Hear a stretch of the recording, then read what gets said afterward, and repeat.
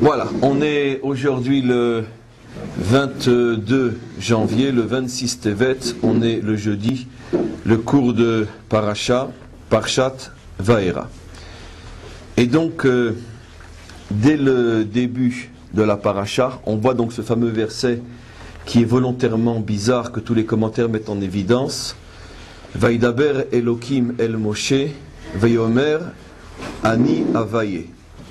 Que Elokim parle à Moshe et il lui dit « Je suis Avaye ». Donc on commence avec le nom Elokim et on termine le verset avec le nom Avaye. Comme on le sait, le nom Avaye est un dévoilement de Dieu extrêmement élevé. C'est tellement élevé qu'on a difficilement des perceptions de ce nom. Et c'est pour ça qu'on n'a pas le droit, comme on le sait, de le prononcer tel qu'il s'écrit. On change. Soit on le dit comme je le dis maintenant, en disant Avaye.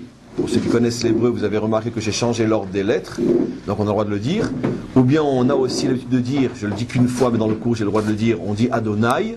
Ça veut dire, on dit tout à fait autre chose. Adonai veut dire mon maître, mais on ne prononce pas le nom de Dieu tel qu'il s'écrit selon l'ordre des lettres, parce que ça fait allusion à une perception du divin inimaginable.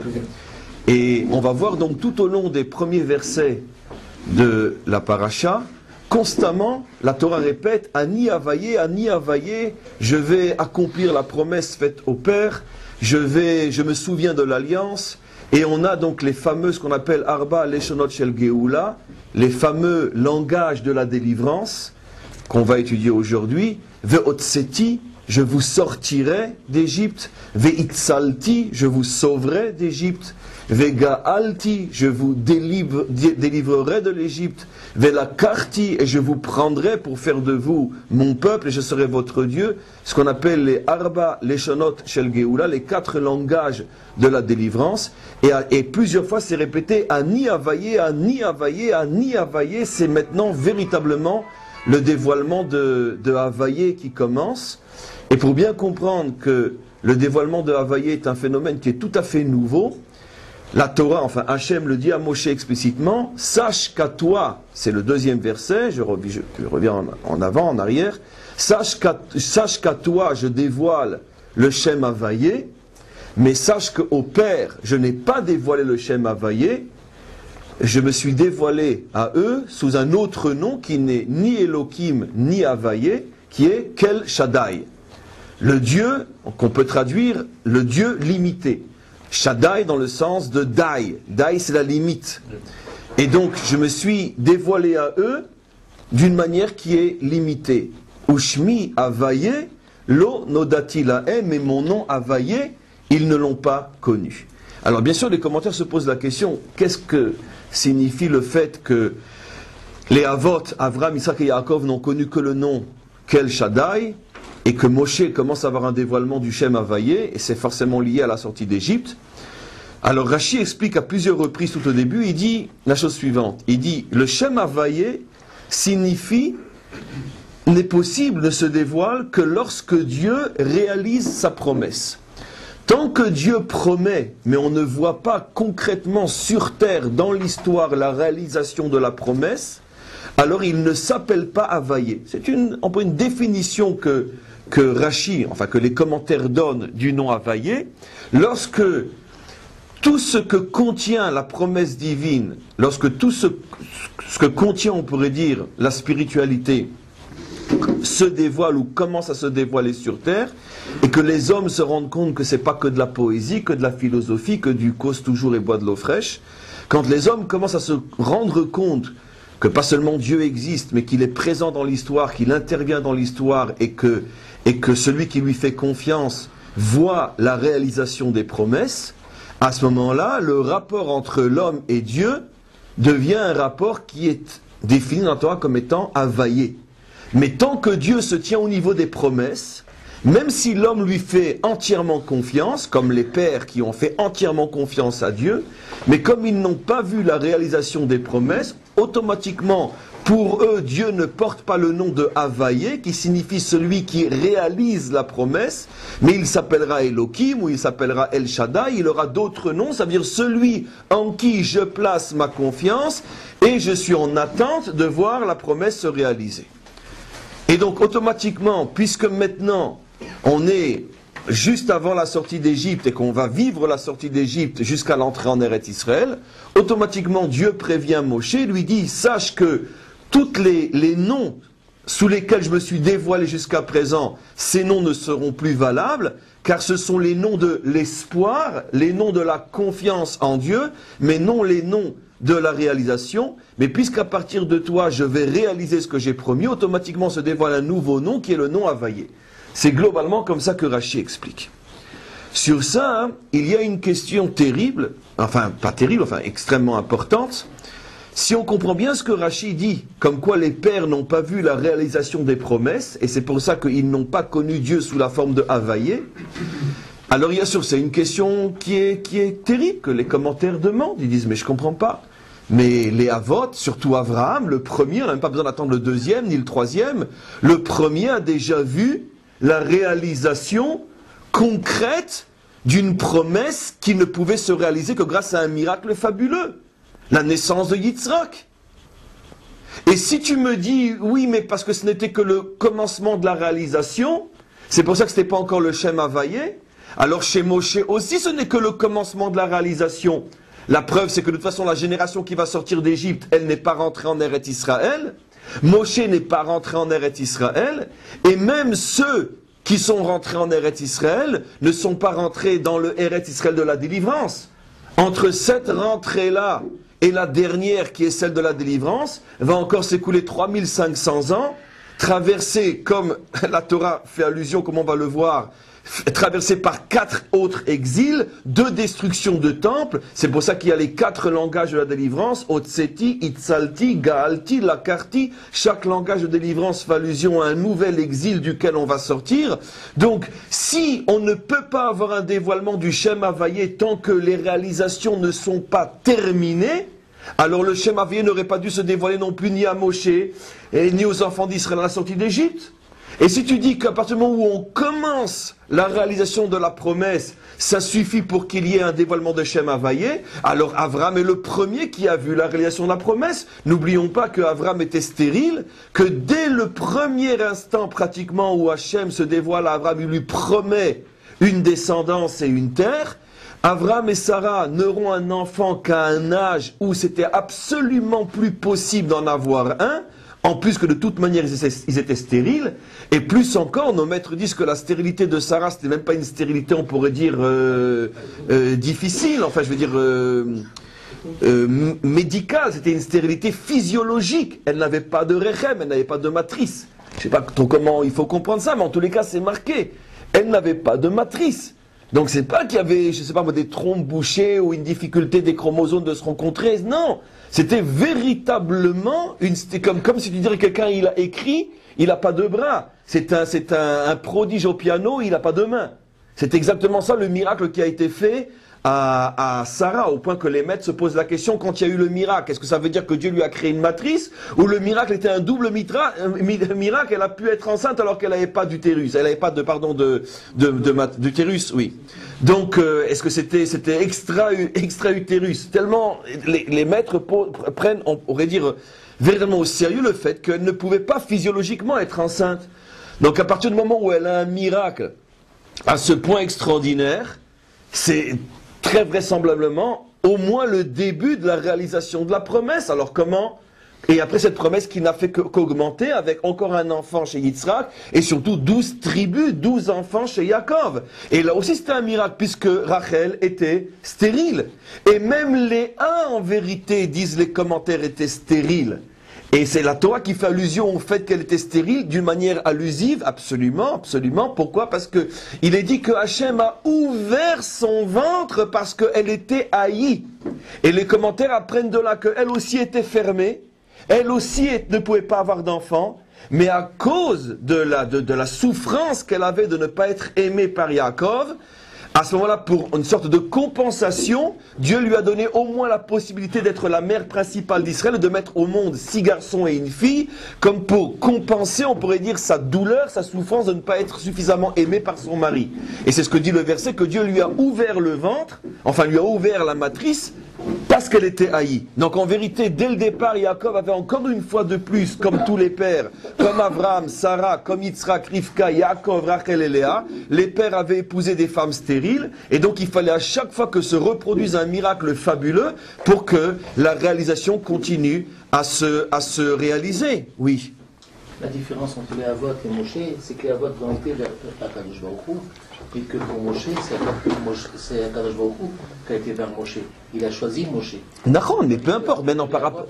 La démarche a été vers... Alors à plus forte raison. Ça a amené la prière. Alors à plus forte raison, s'ils ont ce mérite que c'est eux qui vont, pourquoi on ne dit pas qu'ils ont mérité le Shem Havayé? De toute façon, d'après ce que Rashi dit, restons sur Rashi, d'après ce que Rashi dit, restons sur Rashi.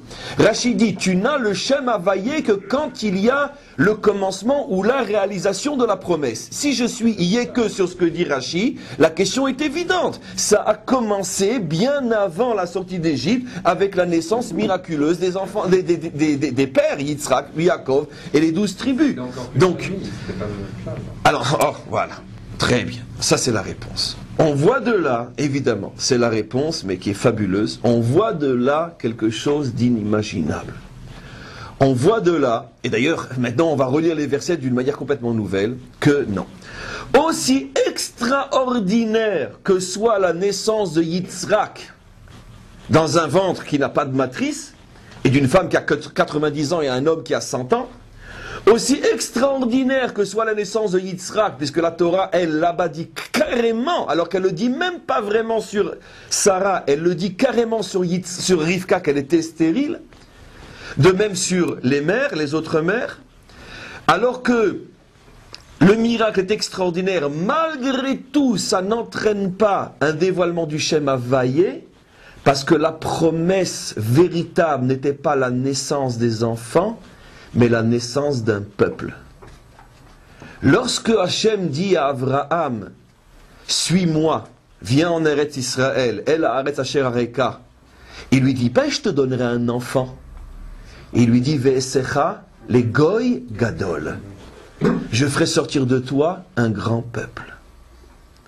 On voit de là avec un éclairage complètement nouveau quelque chose d'inimaginable. Ça veut dire que, essayons de comprendre le contexte humain. Un homme et une femme, qui finalement sont devenus de véritables combattants du monothéisme, qui vivent seuls dans un monde complètement idolâtre, et qui voient que manifestement tout leur combat va échouer parce qu'ils n'ont pas d'héritier. Ils n'ont pas d'héritier. Ça veut dire qu'après eux, tout va disparaître. Rien ne va rester. Il n'y a pas quelqu'un qui va prendre le flambeau et continuer. Comment? Et justement, il n'est rien resté des Talmidim. C'est ça le paradoxe. Regarde, on ne parle pas des Talmidim de Abraham et de Yitzhak, de Yaakov. On ne parle pas d'eux. Justement, tu poses la bonne question. Et les commentaires expliquent à quoi ressemblaient tous les Talmidim. Ils en avaient des milliers. À quoi ressemblaient tous les Talmidim des pères? À une flèche qu'on jette dans le ciel et qu'une fois qu'elle a fini, elle a dispensé toutes ses forces, elle retombe. Là où on l'a jeté. Zarak hutra arakia ken haaraka nahat. En araméen, c'est un proverbe. Jette une flèche dans le ciel, elle finira toujours par retomber à terre. Et les commentaires disent, ça c'est dit sur les milliers d'élèves des pères. Il n'est rien resté, enfin, de suffisamment fort au point que la Torah en parle. Pourquoi? Parce que de là, tu comprends la mesure, on pourrait dire, de l'idolâtrie qui régnait dans ces générations-là. On pourrait dire l'idolâtrie, l'idéologie ambiante, dominante, était tellement forte, qu'avec tout le travail effectué par les pères, une fois que eux n'étaient plus là, tout est retombé. Les seuls qui sont restés, c'est le petit noyau dur qui représentait une personne, Yitzhak, une autre personne, Yaakov, après 12 personnes, les tribus, c'est les seuls qui ont tenu. Pourquoi? Parce qu'ils avaient, on pourrait dire dans leur gène spirituel, ils avaient toute la lumière du Père précédent. Mais tous ceux qui n'avaient pas, on pourrait dire, ce lien profond, ce lien génétique, réel, profond, avec, on pourrait dire, l'essence du précédent, ils n'ont pas tenu. Tellement, là, on pourrait dire, l'idéologie dominante ne laissait aucune place à une autre expression que celle qui était au pouvoir. Et donc il fallait quelque chose d'extrêmement fort pour que ça puisse passer. Et moins qu'un enfant, ce n'était pas possible. Donc, je ne sais pas si vous comprenez, on pourrait dire, le climat dans lequel vivent les pères et les mères. À partir du moment où ils voient qu'ils ont un enfant, et que pour avoir eu cet enfant, il faut un miracle inimaginable. Ça suffirait, je pense, pour des hommes et des femmes normaux, même s'ils sont extrêmement nobles, élevés et affinés, ça suffirait pour que, on pourrait dire, ils éprouvent un sentiment, on pourrait dire, de bonheur inimaginable. On voit que non. Chez les pères et les mères, tant qu'il n'y a pas le peuple, pour eux, il n'y a encore rien. C'est-à-dire, c'est clair que de Yitzhak, il y aura Yaakov, et de Yaakov, il y aura les tribus. Mais eux sont fixés, eux sont braqués sur la notion de peuple. S'il n'y a pas de peuple, on considère que tu n'as même pas commencé à réaliser la promesse. C'est-à-dire que les Havot sont à un niveau, que je vais expliquer tout à l'heure, à un niveau, on pourrait dire, de perception du divin qui est tel que sans au moins un commencement de peuple, ça s'appelle pour nous que tu n'as rien commencé. C'est ça le début du peuple. Comment? Non, c'est pas le début du peuple. Un peuple, c'est pas une personne. Il faut bien qu'il commence par.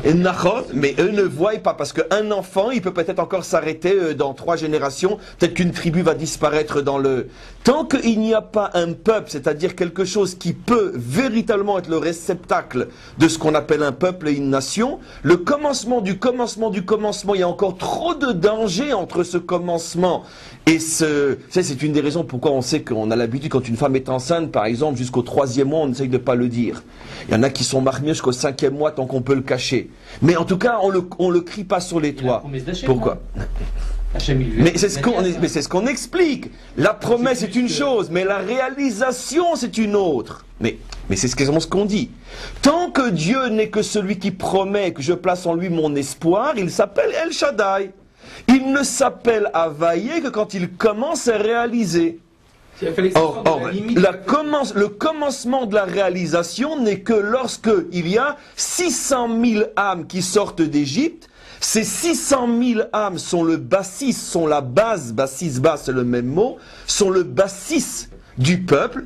Et tant qu'il n'y a pas ces 600 000 âmes, on est un petit peu dans la situation de la conception. On sait très bien qu'entre la conception dans le ventre de la mère et la naissance Hachem Yazor, et au point que la coutume veut que jusqu'au 3e mois, on dit rien parce qu'il peut encore y avoir un accident.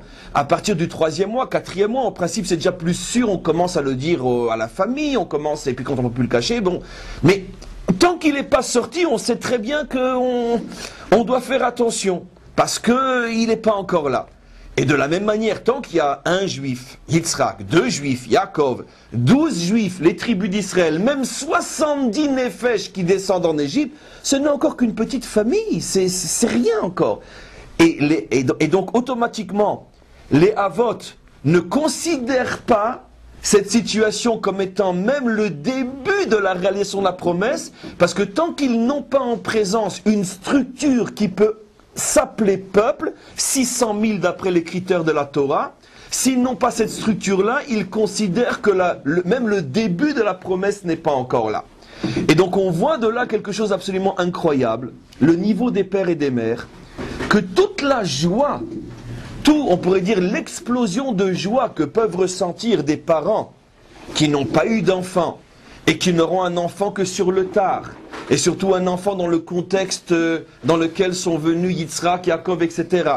Toute cette joie est insignifiante aux yeux des parents, à côté de ce qui est pour eux leur seule raison de vivre et d'agir, voire le début de la naissance d'un peuple.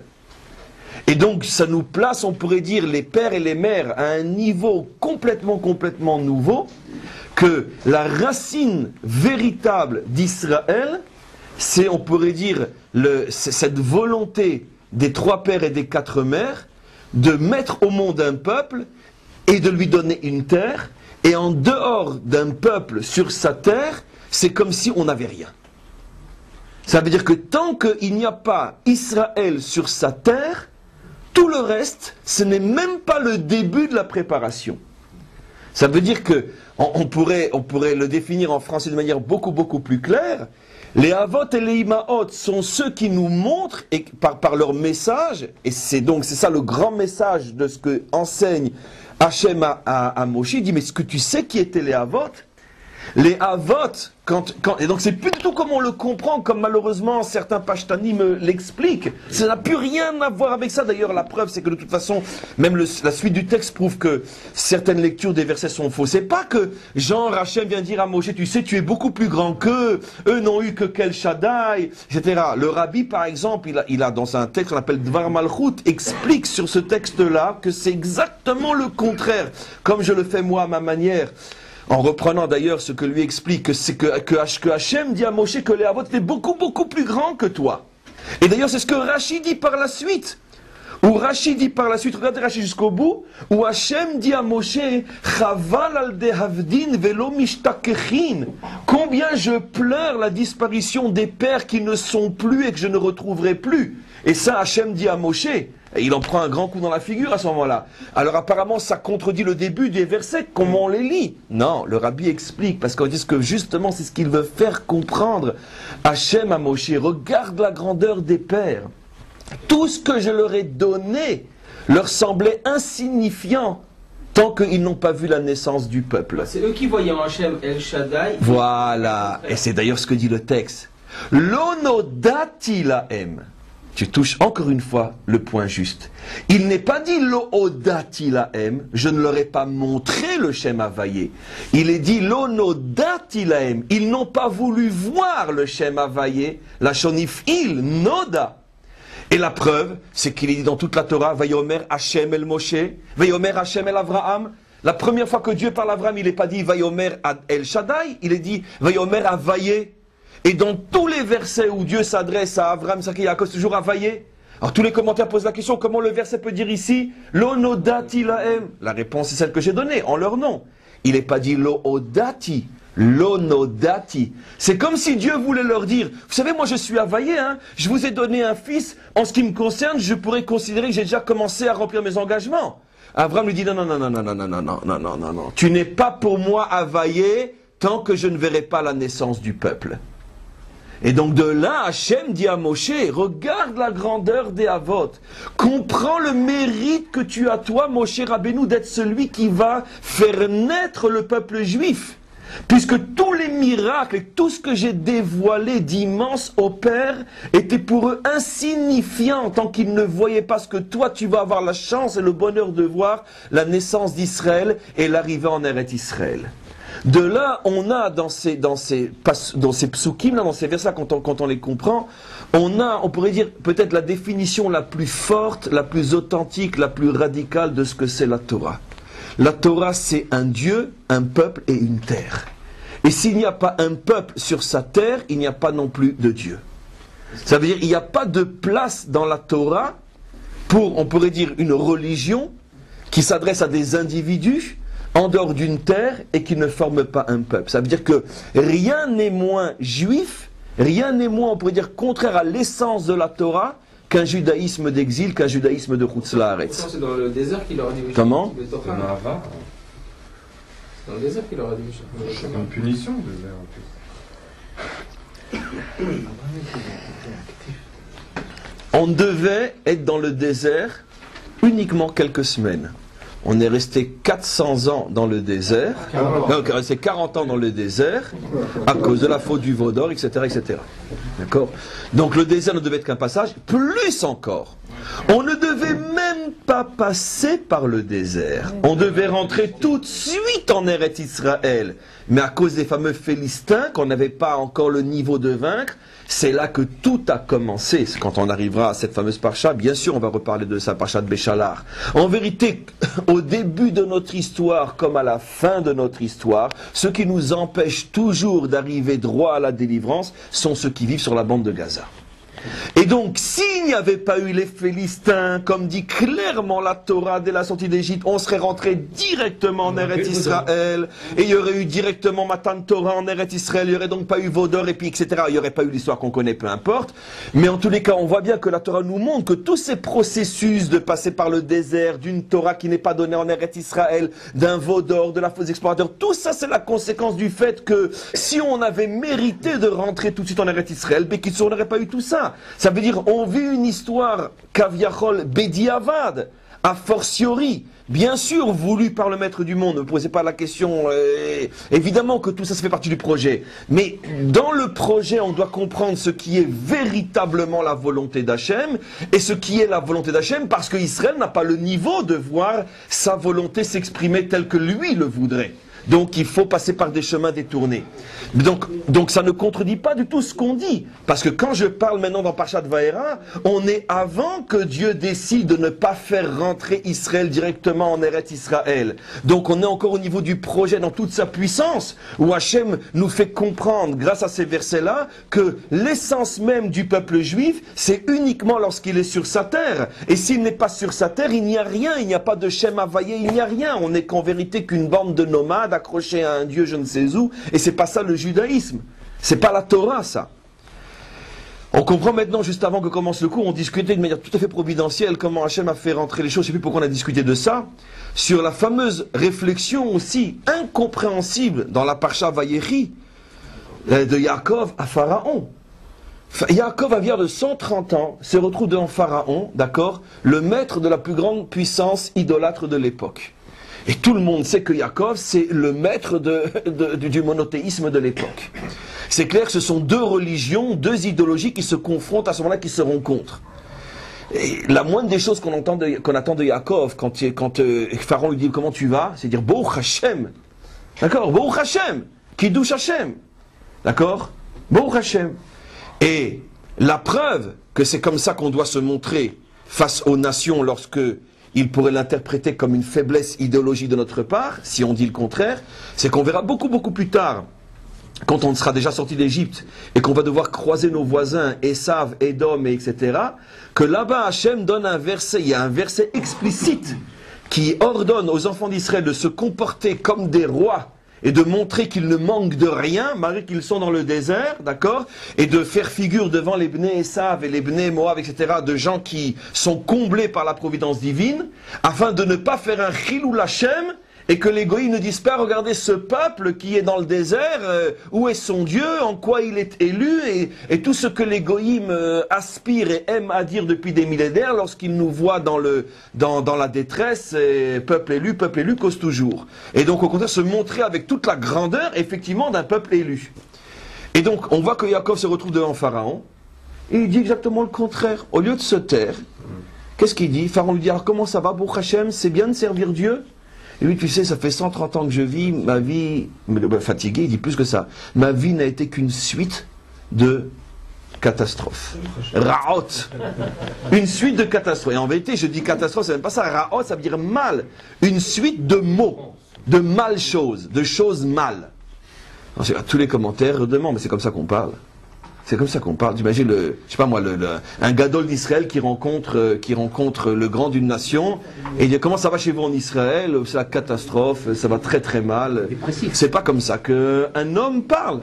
Baruch Hashem, c'est dur, mais comme avait dit un jour le Rav Kook, je crois aux États-Unis, quand il parlait toujours, il parlait de venir s'installer en Israël, etc., de monter, d'aider le nouveau Yishuv, c'était il y a 100 ans, etc. Alors, un juif américain, lui, à ce moment bien pensant, lui a dit, mais vous parlez toujours à Israël, mais c'est dur là-bas, c'est très dur, c'est très dur là-bas, il y a des cris là-bas, ça hurle là-bas.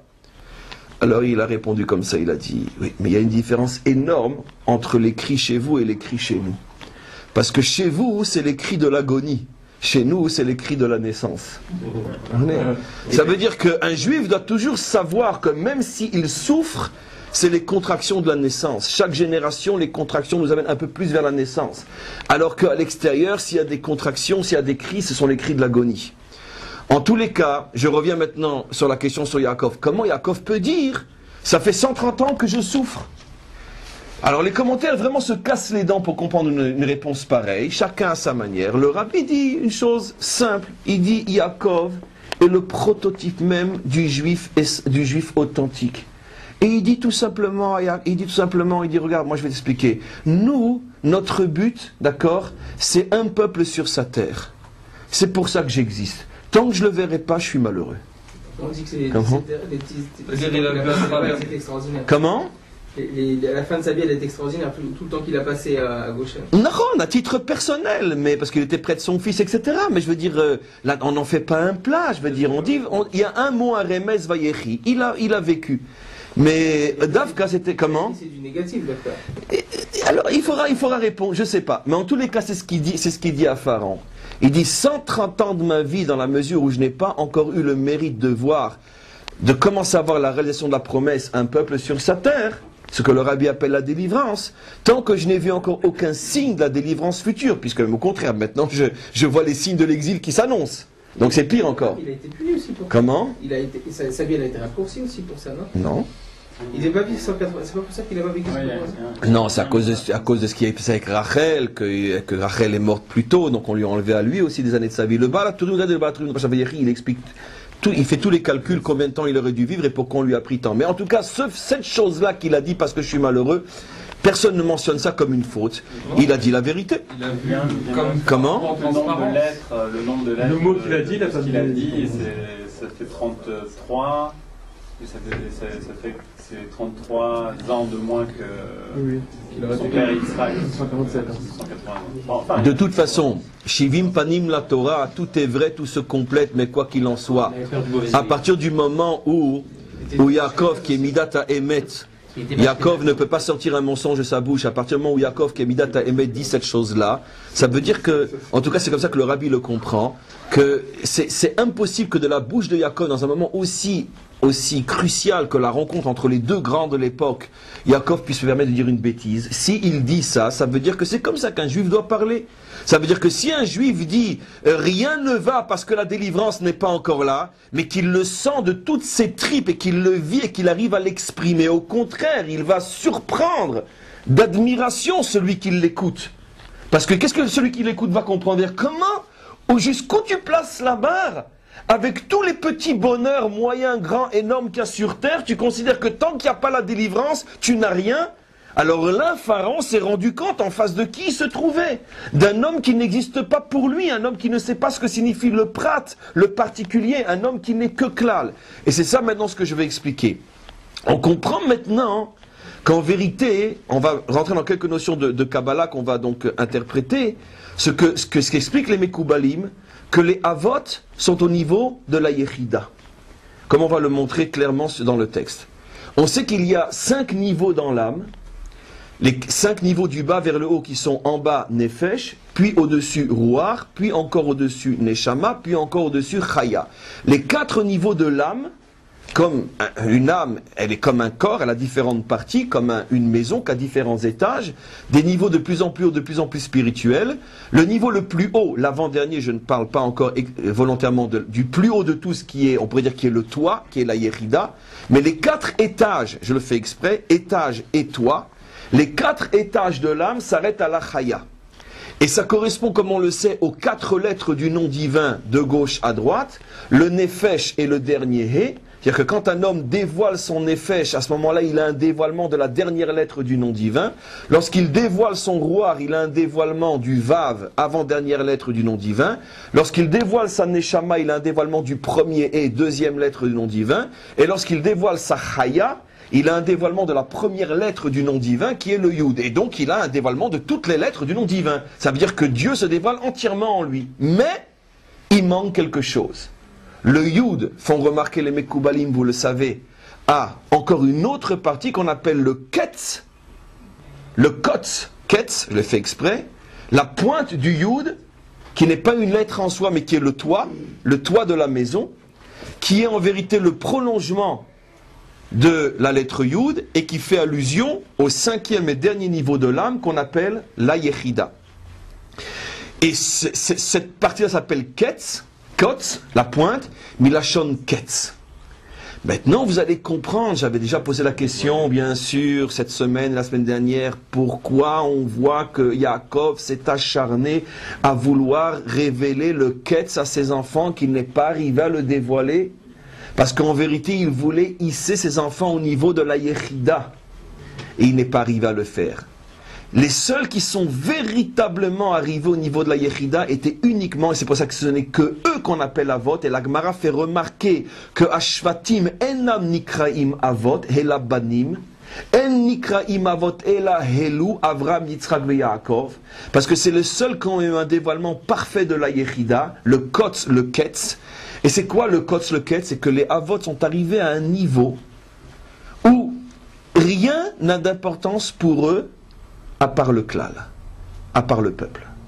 Ils n'existent plus pour eux-mêmes, ils n'ont rien envie pour eux. Rien de tous les plus grands bonheurs qu'on puisse donner à un couple, comme un enfant, à un âge aussi avancé, et surtout un enfant comme Israël, rien ne peut les contenter, rien ne peut les satisfaire. Leur âme est une âme klalite qu'on appelle la Yechida. Ça veut dire que ou c'est tout ou c'est rien. D'accord ? Et donc c'est un niveau extrêmement haut, et c'est le niveau de la Yechida. Et donc et c'est ça le sod du Ketz, c'est ça le sod de Ketz. Quand un homme arrive à ce niveau-là, il atteint les lumières de la délivrance. Les lumières de la délivrance dépendent de la capacité de nous, Bnei Israël, de s'élever au-dessus, on peut dire, de nos petits bonheurs personnels, même s'ils sont intelligents et nobles, d'arrêter de s'occuper de nous pour nous occuper uniquement et surtout et essentiellement du klal Israël. Tant qu'un homme, on pourrait dire, même d'une manière propre et permise, ne vit que pour s'arranger, on pourrait dire, son personnel, son pratique, son espace vital, à ce moment-là, son essence même, non seulement est contraire à la délivrance d'Israël, mais peut être un frein à la délivrance d'Israël. Et maintenant vous allez comprendre, je reviens sur ce midrash extraordinaire, où quand Yaakov voit qu'il n'arrive pas à révéler le Ketz à ses enfants, il leur dit peut-être que vous avez fauté. Et les enfants répondent, mais papa, il n'y a pas la lettre Chet et la lettre Tet dans nos noms. Les deux lettres qui signifient le mot faute ne sont pas dans les noms des tribus d'Israël. Alors le père regarde, dit, mais vous avez raison. Je ne peux pas dire que c'est à cause de la faute en vous que vous ne méritez pas que je vous dévoile les lumières de la délivrance, puisque dans votre essence, vous n'avez pas laissé de place pour la faute. Et il comprend, il dit, ah oui, mais je vois qu'il vous manque deux autres lettres. Vous n'avez pas le kouf et le tzadik, il vous manque le ketz. Qu'est-ce que ça veut dire? À ce moment-là, Yaakov comprend une chose extraordinaire. J'aurais pu croire, dit Yaakov, que ce qui empêche un juif et le Ham Israël d'atteindre la délivrance, c'est la faute. Non, dit Yaakov, même si un juif ne faute pas, il accomplit tout ce que le Shulchan Aruch lui demande, mais il ne s'intéresse qu'à lui, sa femme, ses enfants et ses voisins, tant qu'un juif n'a pas une dimension peuple juif sur sa terre, il est responsable de l'exil d'Israël, même s'il ne faute pas. C'est ça le message inimaginable que nous apprend Yaakov. Sors de ta pratiout, sors de ce qui ne t'intéresse que toi, ta femme, tes enfants, ta petite parnassa, ton petit limoud, ta petite gmara, ton petit seder, ta petite sedaka, ton ventre, ton nombril, ton oreille. Arrête! Occupe-toi du Ham Israël sur sa terre. C'est ça le seul souci que doit avoir un juif. En dehors de ça, tous les autres sont des freins à la délivrance du peuple juif, même s'ils ne fautent pas. Donc c'est sûr que c'est extrêmement, on pourrait dire, difficile à admettre, mais c'est ça ce que Yaakov révèle à ses enfants, et c'est ça ce que Hachem va révéler à ses enfants, va révéler à Moshe. Et c'est pour ça que Hachem dit à Moshe, lui dit, Chaval al de'avdin velod mishtakrin. Il lui dit, c'est Moshe, je veux dire la vérité. Même toi, t'es pas encore à ce niveau-là. Même les avot t'ont dépassé. Parce que c'est un niveau qui est extrêmement élevé. Alors maintenant, on va comprendre pourquoi il y a en vérité 4 langages de délivrance, mais en vérité il y en a 5, comme on le sait tous. Parce que le premier c'est Ve'otseti, je vous sortirai de dessous le fardeau de l'Égypte. Ve'itzalti, je vous sauverai de l'oppression. Ve'ga'alti, je vous délivrerai définitivement d'eux, ça veut dire qu'ils ne pourront pas vous ramener en Égypte. Ve'lakarti, et je ferai de vous un peuple et je serai pour vous un Dieu.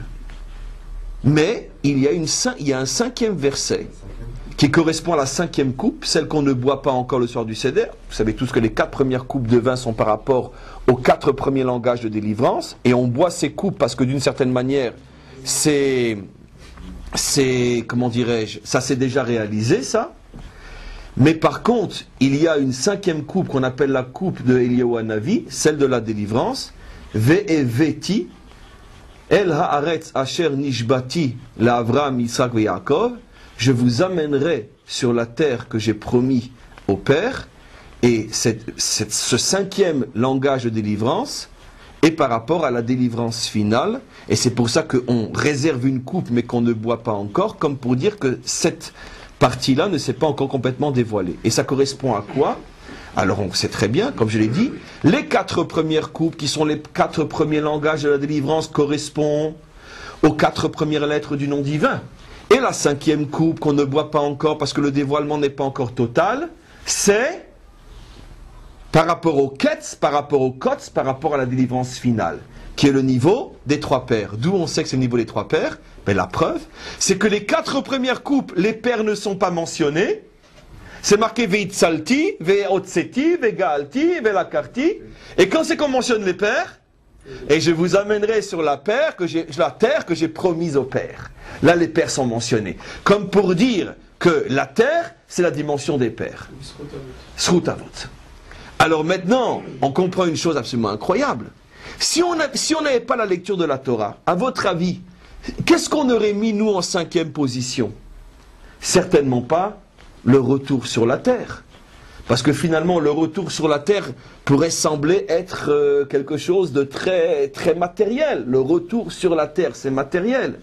Le retour sur la terre, c'est le 5e niveau, le plus haut niveau, le niveau du Ketz, le niveau du Kotz.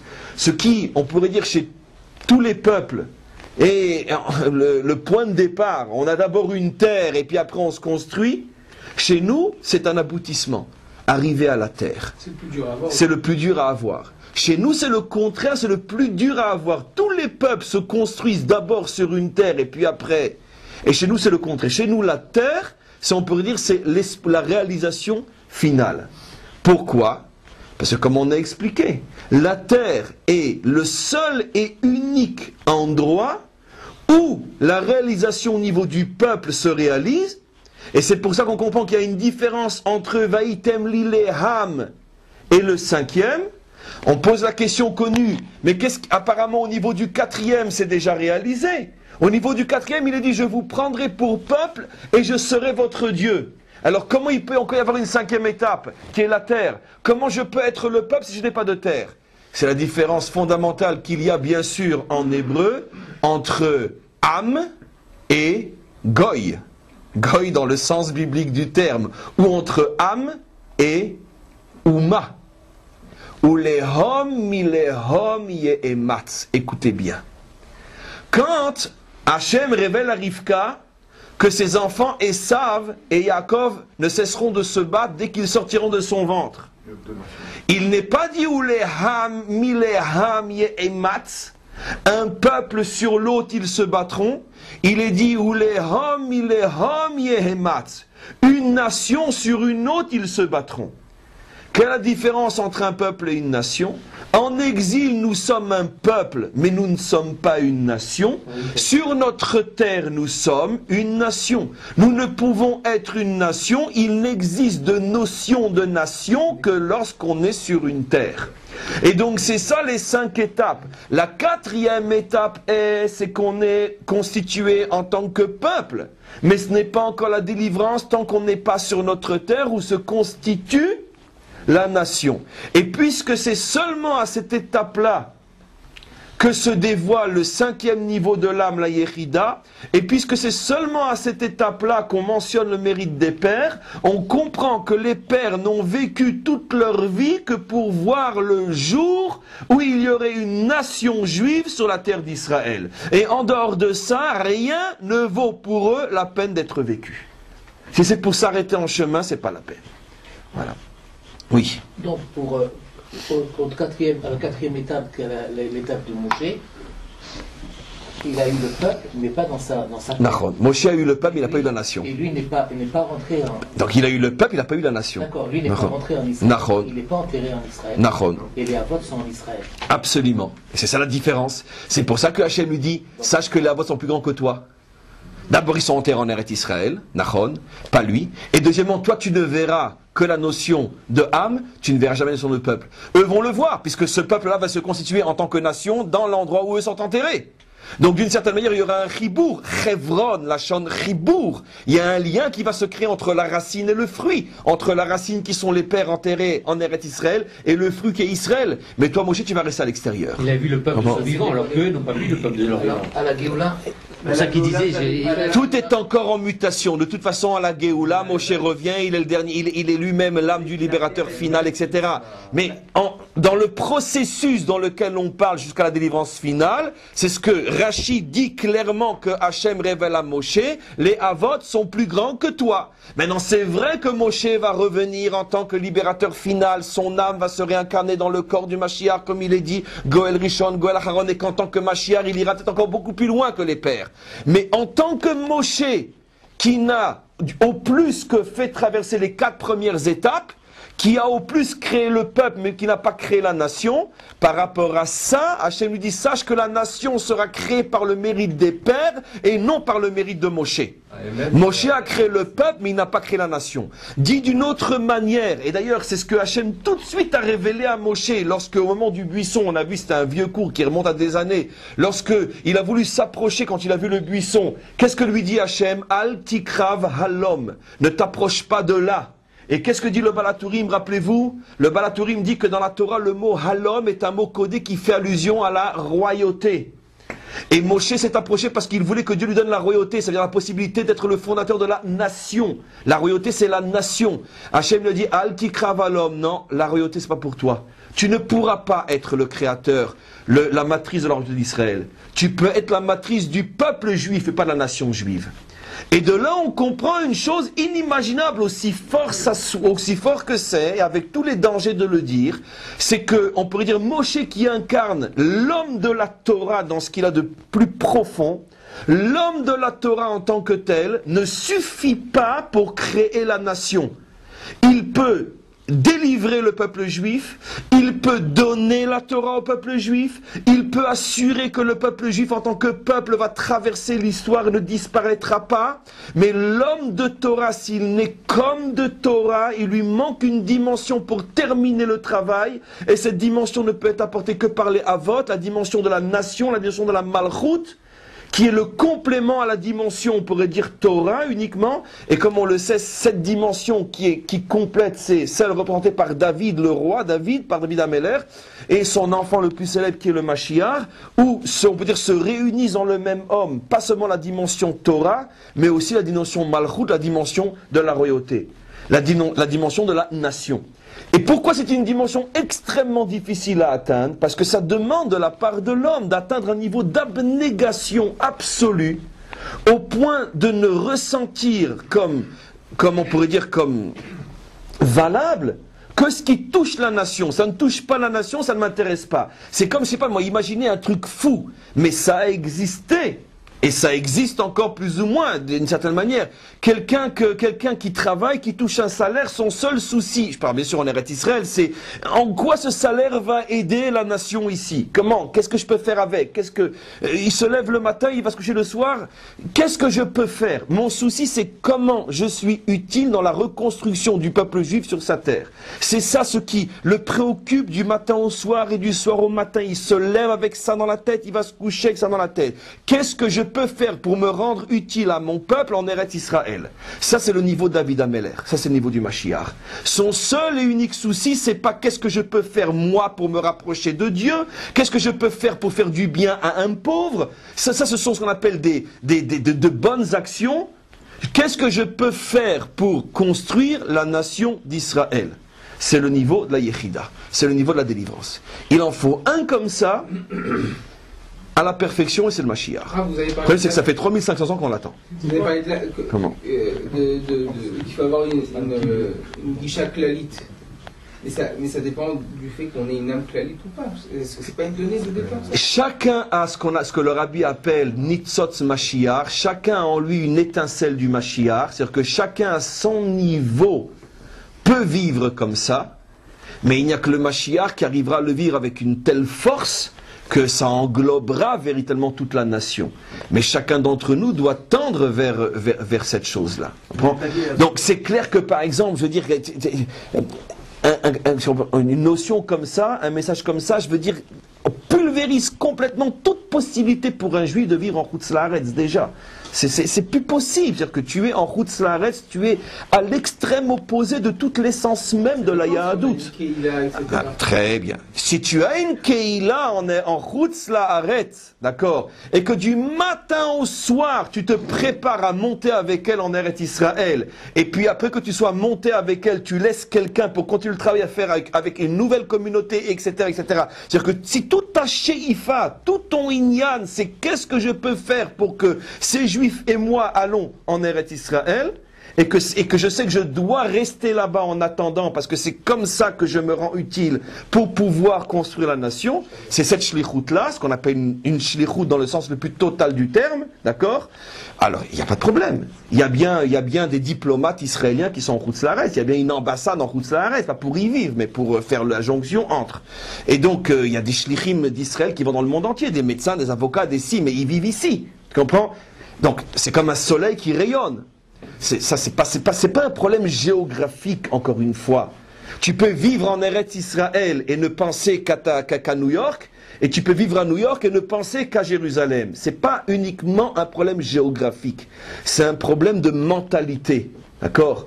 Je dois savoir que le seul et unique endroit sur terre où je peux me regarder en tant que juif dans un miroir sans mourir de honte, c'est quand j'œuvre en Eretz Israël pour la nation d'Israël, ou quand j'œuvre en Chutz La'aretz pour la nation d'Israël, dans le but de m'y installer dès que je pourrai avec toute ma communauté. En dehors de ces deux définitions, d'accord, il n'y a pas de place pour un judaïsme authentique. C'est absolument une aberration totale. Vous comprenez? Alors, juste maintenant pour conclure, au niveau, chouve des quatre... vous voulez dire quelque chose? Oui. Au niveau des 4 et 5 langages de la délivrance.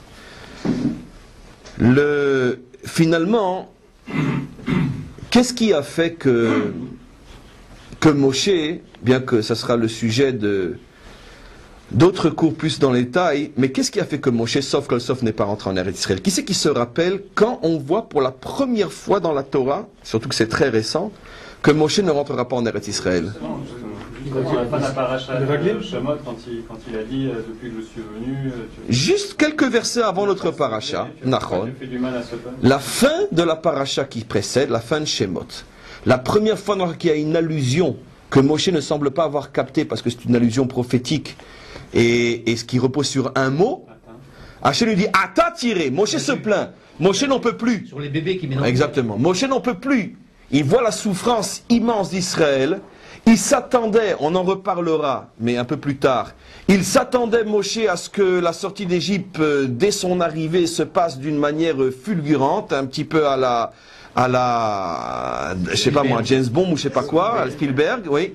Et puis il voit que non seulement ça se passe pas aussi fort qu'il le pensait, mais depuis qu'il est arrivé à annoncer la délivrance, c'est de pire en pire. Jusqu'au moment où on arrive à des souffrances qui n'avaient pas eu lieu pendant tout le temps de l'exil, on prend les enfants, on les emmure, etc., quand il n'y a pas suffisamment de briques et de ciment qui ont été faites. À ce moment-là, il explose, et il dit à Hachem, mais pourquoi tu m'as envoyé? Mais pourquoi tu fais du mal à ce peuple? Et c'est pire encore qu'avant que tu m'envoies. Hachem lui répond, il dit, Ata tiré.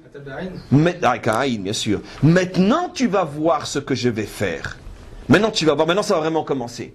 Et dans le mot Ata, maintenant, Rachid dit qu'il y a une allusion prophétique, bien sûr, au fait que tu vas voir maintenant ce que je vais faire, mais tu ne verras pas plus tard ce que je vais faire, tu ne rentreras pas en Eretz Israël. La délivrance avec donc, des territoires des deux tribus ennemies qui auront aussi une grande importance. Oui. Mélangeons pas tout. Donc tu ne vas pas rentrer toi en Eretz Israël. Et donc, Moshe apparemment n'a pas capté le message. Dieu a volontairement voulu que ça soit caché dans un mot, car si on ne prête pas attention, on ne devine pas que derrière le mot Ata, il y a une allusion à ce qui se passera plus tard. Mais en tout cas, c'est la première fois que Dieu lui fait une allusion au fait qu'il ne rentrera pas en Eretz Israël. Et tout de suite, on enchaîne dans la foulée sur le début de notre paracha, où Hachem lui fait comprendre que les Havot sont plus grands que lui, tatati, tatatata, etc. Donc on voit où est le premier endroit où on nous révèle que Moshe, le Moshe biblique, on ne va pas de sa réincarnation après sous la forme du Mashiach, etc. Mais le Moshe biblique, lui ne rentre pas en Eretz Israël parce que finalement il a fauté par excès de sensibilité et sur la souffrance d'Israël. Alors c'est quelque chose qui est effectivement extrêmement difficile à comprendre, mais... Surtout qu'on dit qu'on peut avoir de la Imouna pour nous-mêmes, mais pas pour les autres. Effectivement. Mais le problème, c'est que... Je dirais, mais... Encore une fois, on consacrera un cours entièrement à ça. Je ne vais pas terminer aujourd'hui, puisque ça, on est en plein dans les parachiotes sur la délivrance, etc. Mais on voit que les Havot, encore comme 5 ou 10 minutes, avaient, la Torah met à chaque fois en évidence que les Havot avaient une capacité, on pourrait dire, de dominer d'une manière pratiquement surnaturelle leurs émotions, dans des endroits où la nature humaine explose. Et c'est ça ce qu'ils ont fait des Havot. Par exemple, on se rappelle les fameuses retrouvailles entre Yaakov et Yosef. Yaakov retrouve Yosef après 22 ans de souffrance. Il retrouve son fils. Aucune manifestation de Shema Yisrael Hashem Elokeinu Hashem Echad. D'accord? Il est à un niveau, on pourrait dire, de maîtrise de soi inimaginable. Pourquoi? Bon, je pourrais rapporter 100 autres exemples, et sur Avraham, sur Isaac et sur Yaakov. Comment? La Akedah de Avraham. C'est ça que j'ai dit, sur chacun, on peut rapporter des exemples. On voit que les Havot sont à un niveau de maîtrise, on pourrait dire, de l'émotion personnelle inimaginable. Pourquoi? C'est tout le cours d'aujourd'hui. Les Havot n'existent qu'au niveau du klal. Ils ne savent pas ce que ça veut dire le prat. Ils savent pas ce que ça veut dire je, moi. Ils ne savent pas, ils ne comprennent pas. Comprenez? On a vu dans un autre domaine, ça a été rapporté, je ne sais pas pourquoi providentiellement je le rapporte nous, parce que je vous l'ai déjà dit, quand après ce qui s'est passé à Bombay, lorsque les parents, je l'ai entendu de la bouche du père, dans son espède ici à Jérusalem, quand le père a demandé après à Sandra, la femme de ménage, enfin l'aide là qui a sauvé le bébé, où sont les effets personnels des enfants quand ils ont commencé à tout rentrer. Sandra leur a dit, effet personnel, mais vos enfants n'avaient pas d'effet personnel, ils n'avaient rien à eux, il n'y avait que la communauté. Comme ça a été dit. Comme ça, elle, Sandra, l'indienne, a répondu, effet personnel, mais ils ne savaient pas ce que ce sont des effets personnels. Ils n'avaient même pas de photos, on a retrouvé une ou deux photos, ils n'avaient même pas le temps de se prendre en photo, eux, la famille. C'était le klal. Dans une autre dimension, bien sûr. Mais c'est ça les Havot. C'est pas que ça veut dire moi, les Havot, c'est Am Israël. Il n'y a pas de jeu de moi. Donc, d'une certaine manière, ça leur est pas tellement difficile, dans un moment, on pourrait dire, de tension émotionnelle, personnelle, un père qui retrouve son fils, ça leur est pas tellement difficile de ne rien montrer, parce qu'ils sont klal, ils sont pas prat. Comprends? C'est pas pour lui qu'il s'est révolté. D'une certaine manière, je sais que ce que je dis n'est pas complet, mais d'une certaine manière, le fait que Moshe a laissé exploser, on pourrait dire, sa peine sous forme de colère, quoi qu'il en soit. Oui, mais c'était sous forme de colère, d'une certaine manière, puisque quand même les mots sont forts. Lama areota la amazé. Pourquoi tu fais du mal à ce peuple? On voit qu'il y a malgré tout une sorte alors, on juge pas Moshe, mais Moshe lui dit, mais Hachem lui dit, mais c'est d'un Moshe, l'okarakloum, sroutra, il n'y a pas de problème. Effectivement, le Baal Shem Tov a dit que pour la souffrance des autres, on doit ressentir comme si Dieu n'existe pas, mais c'est der. Avarak davar echad Moshe, d'accord? Tu peux pas être malchut. Malchut, tu peux pas. C'est impossible. Ça veut dire que tu peux être un homme de Torah, tu peux être le guide d'Israël, tu peux être celui qui donne la Torah. À Kol Tov Yafé, tu seras le Rabbeinu de toutes les générations. Aval Malchut lo, slicha, Malchut lo. Pourquoi? Parce que Malchut, c'est un niveau d'abnégation au niveau personnel tel que tu ne peux pas laisser échapper la moindre émotion personnelle. On peut comprendre aussi d'une certaine manière qu'un dirigeant de nation est confronté à de telles tensions, surtout le dirigeant de la nation d'Israël, est soumis à de telles tensions que Macheroim Mikan, Loroim Mishan, et c'est pour ça d'une certaine manière, et je le dis sincèrement, pas d'une manière ironique comme j'ai l'habitude de le faire, qu'on peut comprendre que tous ces hommes qui étaient plus ou moins bien lorsqu'ils n'étaient pas au pouvoir, sont tous devenus fous lorsqu'ils ont pris les rênes du pouvoir chez nous, parce qu'un dirigeant est soumis à des tensions qu'on ne peut même pas imaginer, et s'il n'a pas une maîtrise totale de ses émotions, il va se faire déchirer intérieurement et extérieurement, il va pas tenir la route, c'est absolument impossible, surtout le peuple juif qui est dans l'œil du cyclone constamment. Et donc c'est pour ça que Hachem dit à Moshe, Moshe, tu es un tzaddik parfait, ce que tu as fait c'est impeccable. Alvaï qu'il y en ait d'autres comme toi qui pleurent sous la souffrance d'Israël, comme tu l'as fait. Mais juste une chose, reste Rabbeinu, ne demande pas à être Meler. Tu peux être Rabbeinu, Moshe Rabbeinu, tu peux pas être Meler. En vérité, Moshe va faire le tikkun de ça. Moshe va bien sûr revenir dans l'histoire sous la forme du Mashiach lui-même. Car Moshe qui a commencé le travail, c'est lui qui terminera le travail. Et bien Vadaï qui va faire ce tikkun-là, qu'il va être capable de se dévoiler et de prendre en main. Vous imaginez le Mashiach aujourd'hui? Comment? C'est le Lévi qui devient Yehuda. Parce qu'en vérité, il va prendre la Mida de Lévi, qui est aussi une Mida de Gvura, il va la rentrer en Yehuda. Vous imaginez le Mashiach aujourd'hui? Vous imaginez, dans le contexte d'aujourd'hui, on ne peut même pas imaginer quel genre d'homme ça doit être pour tenir les tensions qui vont être entraînées par la délivrance d'Israël et la délivrance du monde. C'est pas que la délivrance d'Israël. Il ne s'agit pas seulement de délivrer Israël, de délivrer en vérité tous les peuples du joug de l'oppression et de la méchanceté sous toutes ses formes telles qu'elle est aujourd'hui répandue dans le monde entier. Vous imaginez les pressions auxquelles il va être soumis? Il faut pour ça un homme d'une dimension qui n'a même plus rien à voir avec le Moshe Rabbeinu biblique. C'est quelque chose qu'on ne peut même pas imaginer.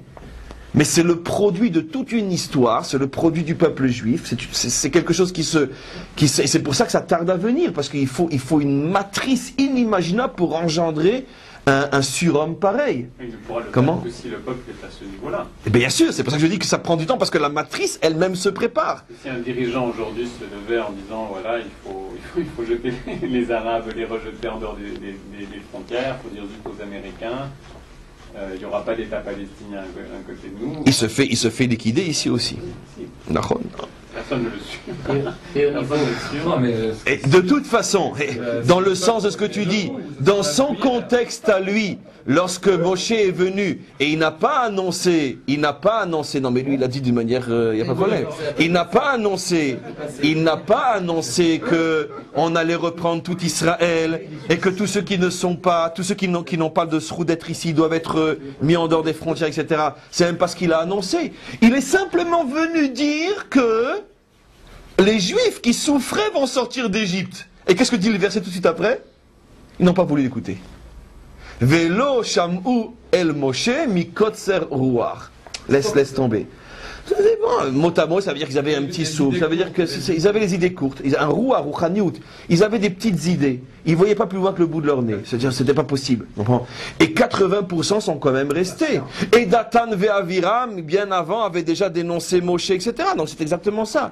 Il faut un homme qui est une force inimaginable, puisque d'abord il faut qu'il arrive à convaincre le peuple lui-même que sa vision des choses est juste. Et quel avait Yeshua, excusez-moi. Comment? Quel avait Yeshua, ils ont la dimension de Frida. Parce qu'ils sont rentrés et c'est les petits autres qui sont égoïstes, qui pensent à leur pouvoir. Absolument.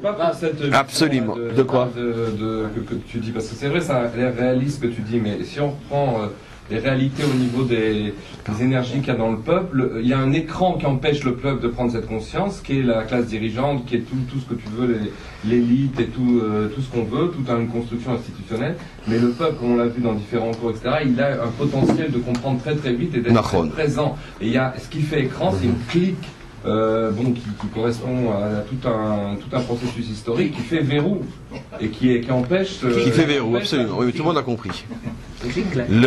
D'ailleurs, on n'a qu'à voir toutes les émissions qui ont été faites en Israël après le retrait de Gaza, d'accord?